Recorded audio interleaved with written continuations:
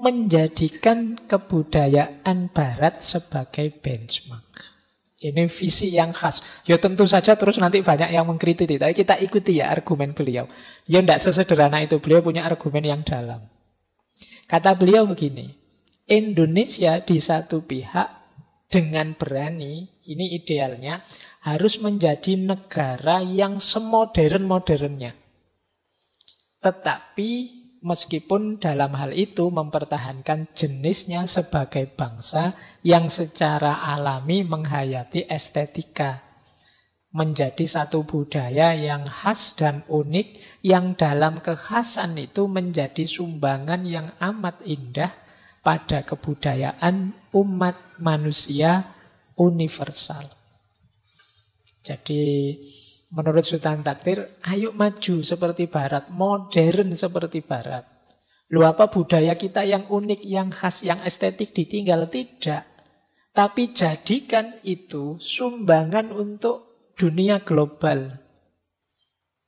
Jadi jadikan itu berkontribusi untuk kehidupan manusia yang universal. Cinta nggak sih kalian sama negara Indonesia? Apa aja yang kamu tahu tentang Indonesia? Apa kamu udah kenal sama budaya Indonesia? Atau kalian udah tahu sama segala macam ciri budaya, agama, dan bahasa yang udah mendunia? Nah, kali ini akan melanjutkan video ngaji filsafat bersama Dr. Fahrudin Faiz dengan tema Sultan Takdir Ali Syahbana edisi kebudayaan. Jadi, sebelum kita mulai, mari kita membaca basmalah.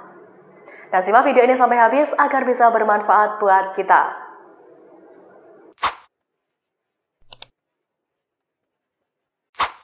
Kita sering terlena oleh kejayaan masa lalu, masa silam. Seolah-olah itu saja cukup. Kata beliau menarik, beliau punya kalimat begini. Adalah salah yang dikatakan Pameo bahwa bangsa yang pernah menghasilkan Borobudur akan dengan sendirinya sanggup menciptakan apa saja. Itu adalah satu kebanggaan bahkan kesombongan yang sangat berlebihan. Pameo tersebut harusnya ditulis kembali dengan sedikit rendah hati dan berbunyi, bangsa yang pernah menghasilkan Borobudur mungkin sekali dapat menghasilkan Borobudur-Borobudur yang baru selama bangsa itu bersedia membuka diri bagi ilmu pengetahuan dan teknologi yang baru. Dengan keyakinan bahwa setiap langkah harus lebih baik dari langkah sebelumnya. Jadi kita yang selama ini kan sering membanggakan masa lalu. Wah, kita itu bangsa besar loh. Kita menciptakan Borobudur, Prambanan. Kita banyak sekali peninggalan nenek moyang kita yang luar biasa. Ya, nenek moyang kita hebat. Lah terus kita gimana? Karya kita apa? Tinggalan kita apa? Jangan-jangan sampai nanti keturunan anak kita kesekian, generasi kesekian, yang dibanggakan tetap masih Borobudur. Kita sudah sekian generasi, kebanggaannya masih Borobudur juga. Loh, kapan kita bisa menciptakan karya semonumental setara Borobudur sehingga anak cucu kita mungkin generasi kesekian nanti yang dibanggakan tidak hanya Borobudur. Jadi dia bisa, oh ini kalau generasi sekian Borobudur ini, generasi sekian Prambanan, generasi sekian. Nah, maka tinggalan kita terus apa yang membanggakan dari generasi ke generasi. Jadi tidak salah kita membanggakan masa silam, tapi harusnya kebesaran masa silam itu jadi jalan kita untuk membentuk kebesaran yang sama di era kita. Kalau versinya Sultan Takdir, kebesaran zaman ini itu ya kita mengikuti pertumbuhan sains dan teknologi. Jadi harusnya kita hari ini penguasanya sains dan teknologi. Harusnya begitu. Karena yang monumental zaman ini kan begitu. Jangan-jangan besok ya kita tidak bisa bangga. Yang bangga mungkin orang Korea. Wah, kita lah yang menciptakan Samsung dulu. Nanti yang Amerika kita yang menciptakan iPhone dulu. Ini sekarang ada museum smartphone misalnya. Nah, mereka bangga. Saya tidak tahu kalau zaman kita ini memasukkan itu di museum itu apa karya kita hari ini di museum itu. Kalau bangsa Indonesia kalau hari ini kan terkenal misalnya cerewetnya di medsos misalnya. Nah, itu mungkin kita bisa itu. Contohnya obrolan bangsa Indonesia tahun 2002 kayak gini. Mungkin itu. Nah, jadi yuk kejayaan masa silam oke. Kita banggakan, tapi tentu saja tidak berhenti di kebanggaan saja. Kita harusnya menghidupkan lagi semangat berkaryanya. Jadi sebenarnya mengikuti Barat itu bukan kok menjiplak Barat, tapi etos dinamis progresif Barat. Itulah yang diambil. Jadi sambil tetap identitas kebangsaan, identitas religius, monggo saja. Tapi etos ini loh untuk maju, yang kita sangat kurang, kata Sutan Takdir. Lanjut, Takdir memilah antara Indonesia dengan pra-Indonesia. Yang disebut Indonesia ya saat itu menjelang kemerdekaan. Jadi satu generasi yang ingin membebaskan diri, bersatu bersama-sama mendirikan satu negara yang namanya Indonesia. Sebelum itu belum Indonesia, namanya masih pra-Indonesia. Jadi kalau ada orang bilang nenek moyang kita Indonesia dulu, enggak, Indonesia itu ya zaman 45 itu. Era-era itu, era lahirnya kebangsaan, kebersamaan bahwa kita di Nusantara ini punya rasa yang sama, nasib yang sama. Sebelum itu masih kerajaan-kerajaan. Sejarahnya bukan sejarah Indonesia, tapi sejarah Aceh, sejarah Mataram, sejarah Banjarmasin, dan lain-lain.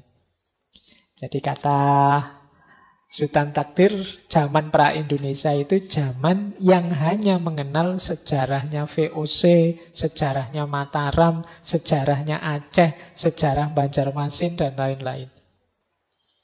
Oh, ini nanti menarik, di beberapa tulisan beliau bilang, ya seperti perjuangan-perjuangan sebelumnya, itu kan belum kenal Indonesia. Jadi mereka masing-masing mungkin yang ditegakkan ya kerajaan-kerajaan wilayah-wilayahnya sendiri-sendiri. Seperti Pangeran Diponegoro mungkin bayangannya bukan Indonesia seperti sekarang, mungkin ya Jawa paling tidak, kerajaan Mataramnya. Jadi ini yang saya sebut tadi ya, cara berpikirnya Sutan Takdir. Ya, ini nanti di belakang banyak dikritik, selanjutnya banyak polemik. Tapi ini perspektif yang khas, yang berbeda. Jadi disebut rasa kebangsaan Indonesia itu ya ketika mulai muncul kesadaran bahwa kita harus bersama-sama bareng-bareng satu cita-cita, satu keinginan mendirikan bangsa, mendirikan negara yang nanti namanya Indonesia. Dan itu muncul ya tahun-tahun era revolusi, tahun 30-an, 45-an. Jadi ini pembagian yang dilakukan oleh Sutan Takdir. Nah, beliau inginnya saat itu, ini zaman baru. Ini kan tahun 35-an. Ayo bergerak secara baru, mengikuti zaman saat itu. Jadi, jangan terlalu takut untuk merancang sesuatu yang baru, yang maju. Jadi, dasar pikirannya ini nanti beliau inginnya. Nah, cuma yang khas bagi beliau, orientasi atau visi kebudayaan ideal menurut beliau itu Barat. Barat dalam hal apa? Cara berpikir yang dinamisnya. Jadi sederhananya begini. Kita akan mengakui kalau Barat itu maju. Berarti apa? Loh, kalau kita ingin maju ya harusnya kita meniru yang dilakukan oleh peradaban yang kita sebut maju. Jadi logika sederhananya begitu. Jadi beliau ingin benchmarknya kalau bahasa di kampus ya, tiruannya itu Barat. Yang ditiru, yang diikuti itu Barat. Kenapa? Sudah terbukti. Jadi khususnya apa? Dalam hal yang Indonesia saat itu belum punya, kata Sutan Takdir. Apa yang belum kita miliki saat itu? Yang pertama ilmu pengetahuan, Yang ketiga kemajuan ekonomi. Yang kedua, yang ketiga teknologi. Jadi kita perlu menguasai ilmu pengetahuan, ekonomi yang maju, dan teknologi yang rasional. Secepat-cepatnya, kata Sultan Takdir. Meskipun sampai hari ini juga rasanya masih PR ya buat kita. Baik ilmu pengetahuannya maupun ekonominya maupun teknologinya. Kita masih masuk negara yang berflower katanya anak-anak. Ya, di WA itu kan gitu. Saya kemarin bingung maksudnya negara dasar, negara berflower itu. Oh, maksudnya negara berkembang. Jadi, oke ya. Jadi ini menjadikan kebudayaan Barat sebagai benchmark. Ini visi yang khas. Ya tentu saja terus nanti banyak yang mengkritik. Tapi kita ikuti ya argumen beliau. Ya tidak sesederhana itu. Beliau punya argumen yang dalam. Kata beliau begini. Indonesia di satu pihak dengan berani, ini idealnya, harus menjadi negara yang semodern-modernnya. Tetapi meskipun dalam hal itu mempertahankan jenisnya sebagai bangsa yang secara alami menghayati estetika. Menjadi satu budaya yang khas dan unik, yang dalam kekhasan itu menjadi sumbangan yang amat indah pada kebudayaan umat manusia universal. Jadi menurut Sultan Takdir, ayo maju seperti Barat, modern seperti Barat. Lu apa budaya kita yang unik, yang khas, yang estetik ditinggal? Tidak. Tapi jadikan itu sumbangan untuk dunia global. Jadi jadikan itu berkontribusi untuk kehidupan manusia yang universal. Tapi syaratnya modern dulu. Jadi dengan kita modern, maka budaya kita bisa dikemas secara modern dan nanti bisa menyumbangkan sesuatu untuk peradaban manusia secara lebih luas. Tidak hanya kita nikmati sendiri keunikan kita. Jadi cita-citanya itu, yo modern semodern-modernnya sambil tetap mempertahankan identitas. Seperti saya bilang tadi, kita masih punya banyak PR. Ya tadi sudah saya sebut 3 itu. Di kalimat selanjutnya beliau menyebut 4. Yang pertama tadi teknologi, yang kedua ekonomi, yang ketiga ilmu pengetahuan, satu lagi keterampilan berorganisasi.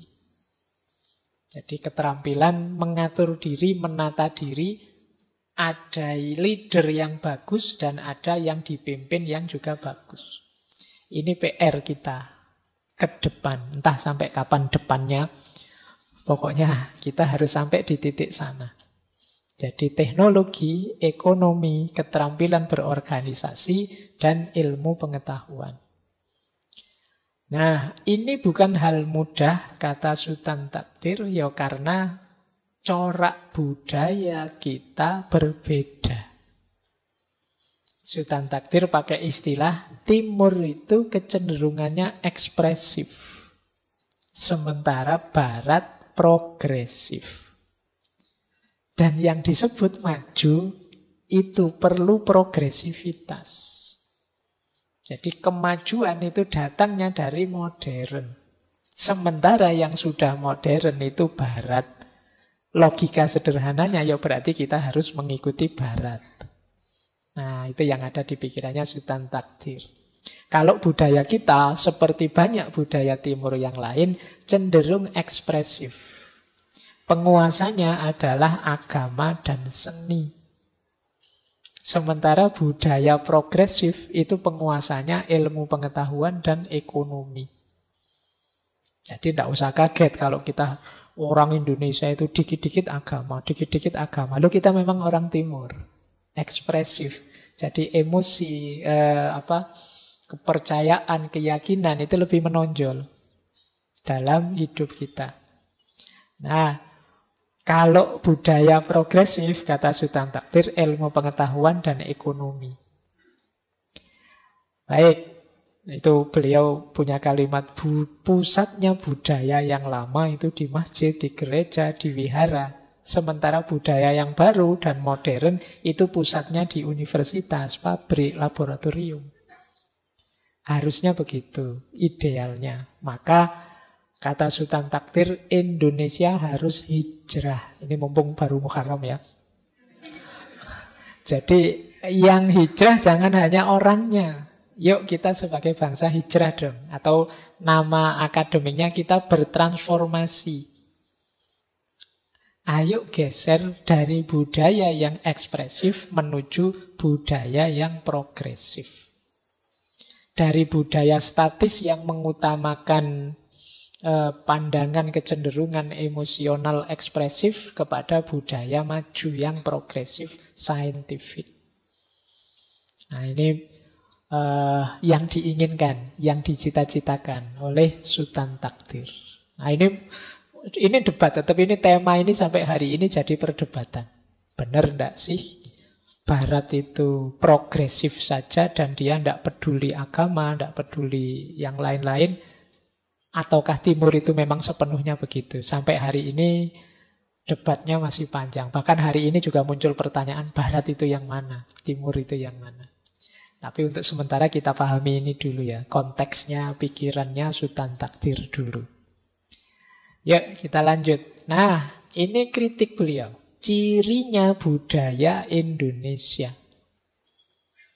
Nah, ini tidak boleh tersinggung ya, wong ini pendapat kan boleh saja.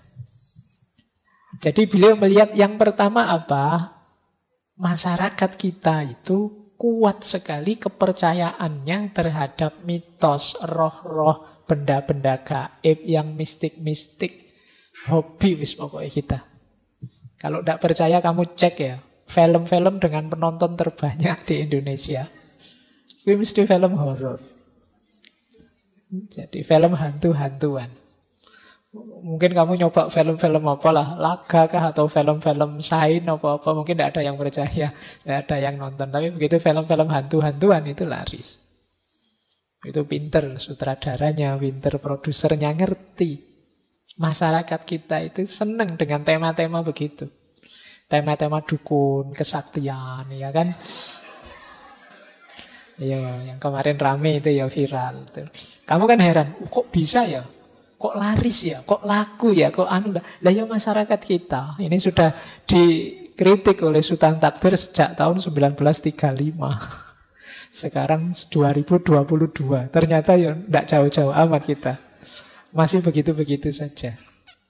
Jadi kepercayaan kita masih seputar itu. Mitos, roh-roh gitu kan. Tadi cenderonya nabrak duak gitu. Jangan-jangan ada yang mikir, ini penunggunya jangan-jangan. Mungkin ada yang mikir begitu. Wah ini yang menunggu tidak rela. Ini mesti kita temanya kayak gini nih misalnya. Nah, jadi kritik pertama. Yang kedua, ini juga dikritik. Berkuasanya nilai solidaritas. Loh Pak, solidar kan bagus, iya. Tapi di Indonesia sering sampai pada titik benar salah sing penting kelompokku. Sing penting kancaku. Yang penting grupku, circleku. Nah, jadi solidar. Kita kan ada di supporter sepak bola yang sama, maka melakukan apapun ayo. Nah itu solidar. Kita kuat sekali di situ. Kita di partai yang sama, kita di lembaga yang sama, kita harus dituntut untuk solidar. Benar salah kalau itu kelompokku, grupku, aliranku, ya harus aku bela. Ini sering bukan berarti solidar itu jelek, tapi kalau sampai di titik itu ya masalah. Tapi kita tidak sadar bahwa itu sering jadi masalah, menghalangi kita untuk maju. Jadi budaya yang jenisnya fanatik.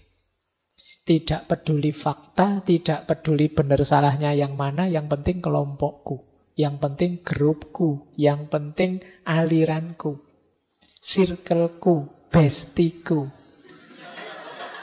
Oh ya kan, kamu hari ini kan itu, terus dibelo mati-matian. Nah, oke, itu ciri kedua. Ciri ketiga, kuat sekali perhatiannya pada hubungan darah. Kalau ini ya lanjutannya, saudaraku, temanku. Yang penting kita jangan pisah ya. Yang penting kita, sampai di masyarakat Jawa ada peribahasa mangan ora mangan, sing penting kumpul.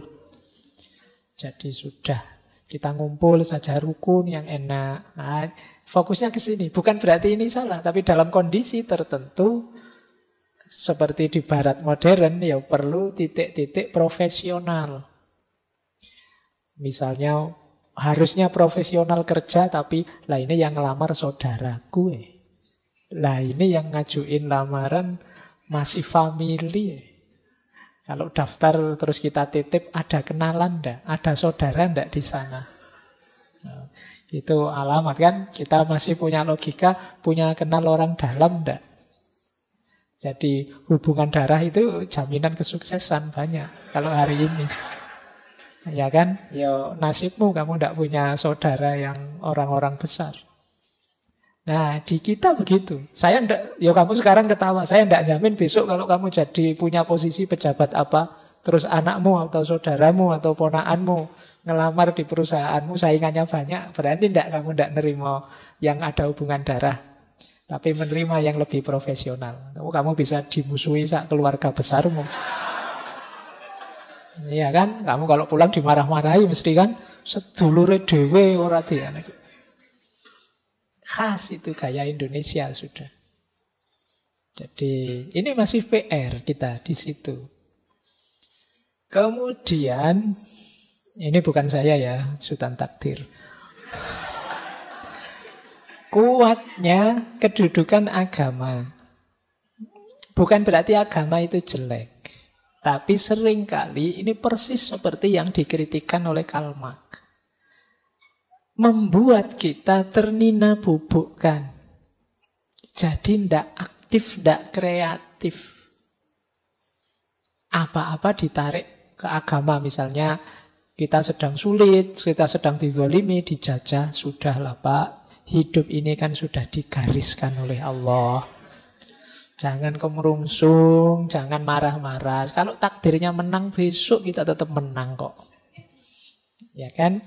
Apa-apa dibawa ke sana. Bukan berarti salah. Ya memang kita punya Tuhan, kita percaya Tuhan. Tapi kan kita juga punya peran amanat sebagai khalifahnya. Jadi melupakan sisi kekhalifahan ini. Lebih fokus pada sisi penghambaannya. Jadi sisi abid ibadahnya. Ya kita ini abid tapi juga khalifahnya. Bukan berarti kembali ke agama itu salah. Cuma ada porsi dan proporsinya. Nanti harusnya digarap secara profesional. Sudahlah, tidak usah kita serius-serius capek-capek. Kita berdoa saja bareng-bareng. Semoga kerjaan kita ini selesai misalnya. Tidak nyambung. Toh kita capek-capek kayak apa, kalau tidak diridhoi Allah juga tidak sukses kok. Nah, ini berat kalau cara berpikirnya begini. Kadang-kadang terus misalnya berjuang pun tidak perhitungan. Sudahlah kita, yang penting maju saja. Kalah juga nanti masuk surga, nanti enggak. Ya perhitungan dong. Jadi ini yang hal-hal yang membuat kita jadi tidak rasional. Padahal Al-Quran kan banyak juga nyindir kita. Afala ta'qilun, afala tatafakkarun. Apa kamu tidak mikir, apa kamu tidak merenung. Kok kelakuanmu kayak gitu? Nanti kalau gagal Allah jadi kambing hitam. Wah, ini Allah ini tidak sayang padaku. Apa salahku? Ini disalahkan Allah. Baik. Nah, yang terakhir, kritiknya Sultan Takdir pada budaya Indonesia adalah feudalistik. Jadi feudalistik itu pokoknya patuh pada raja-raja. Itu saya kasih tanda petik karena maksudnya atau yang diposisikan seperti raja. Jadi kalau sudah diposisikan yang terhormat, ya cirinya mungkin kalau pas pidato sambutan yang saya hormati bla bla bla bla, itu biasanya terus kita tidak berani bantah sudah. Ini mental feudal. Mental feudal itu yang pertama, kepatuhan mutlak pada otoritas yang dia percaya. Yang kedua, jadinya tidak kreatif, ikut saja pada dawuhnya yang dirajakan dalam tanda petik. Kemudian yang ketiga, ya akhirnya tidak produktif. Jadi karena apa? Ya nunggu. Ya kalau kebetulan rajanya bagus, ngaturnya bagus, kita produktif. Tapi kalau rajanya pasti tidak bagus, raja dalam tanda petik ya kita nanti hanya diperalat saja oleh raja-raja ini dalam tanda petik. Mental kita masih sering mental feodal. Mental feodal itu daya kreatifnya rendah. Kalau disuruh apa-apa sulit, disuruh kreatif sulit. Saya sering itu ada teman-teman, Pak Faiz, saya undang ke sini ya. Terus temanya apa Mas? Saya ikut Pak Faiz saja. Jadi sulit, disuruh milih bebas menentukan itu tidak mampu. Bisanya pasrah saja pada yang dianggap otoritas. Nah, jadi dia bahkan menentukan kebutuhanku apa itu dia juga tidak mampu. Nunggu dipilihkan. Nah, ini mental-mental feudalistik. Jadi karena selama ini memang bisanya ya manut saja, ikut saja. Baik, jadi ini ciri-ciri budaya Indonesia yang dikritikkan oleh Sultan Takdir dulu tahun 1935. Semoga sekarang sudah mulai berkurang ya. Kita tidak lagi suka mistik-mistik klenik, kita tidak lagi fanatisme buta, kita tidak lagi tidak profesional, kita tidak lagi malas, tidak tangguh, apalagi tidak kreatif feodalistik. Kalau belum, ya latihan. Kita keluar dari jeratan itu, biar kita tidak bulet di situ terus. Teman-teman kan sering bilang, Pak, orang dulu itu hebat-hebat ya Pak. Pikirannya cocok terus dengan kita. Sebenarnya mungkin bukan pikirannya cocok terus. Ya kita saja tidak berubah-berubah sejak dulu begitu terus. Jadi ya akhirnya ya cocok terus, mungkin kita tidak berubah-berubah. Dulu kita males, sekarang ya males. Jadi nasihat tahun 1800 sekian, jangan males, itu masih cocok buat kita sekarang. Oh, kita masih males memang sampai hari ini. Bukan mereka yang futuristik, wah orang dulu futuristik ya, ngerti masa depan. Ayo kamu aja tidak berubah-berubah sejak dulu. Jadi ini ciri budaya kita dulu. Baik, kita lanjutkan. Nah, ini menarik. Beliau menyebut